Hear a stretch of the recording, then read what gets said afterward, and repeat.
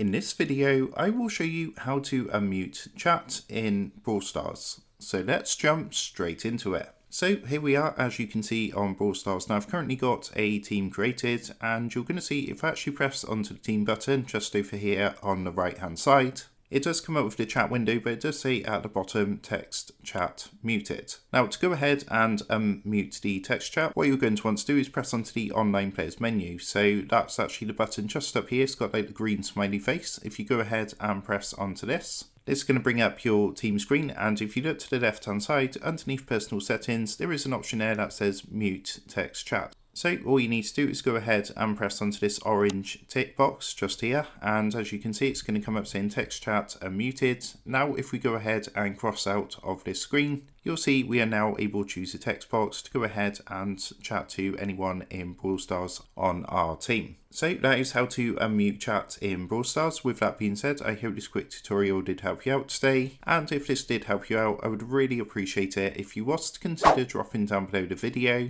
leaving a like, and also subscribing to the channel. With that being said, I just want to take a minute to thank you guys for watching this quick tutorial, and I will see you in the next video.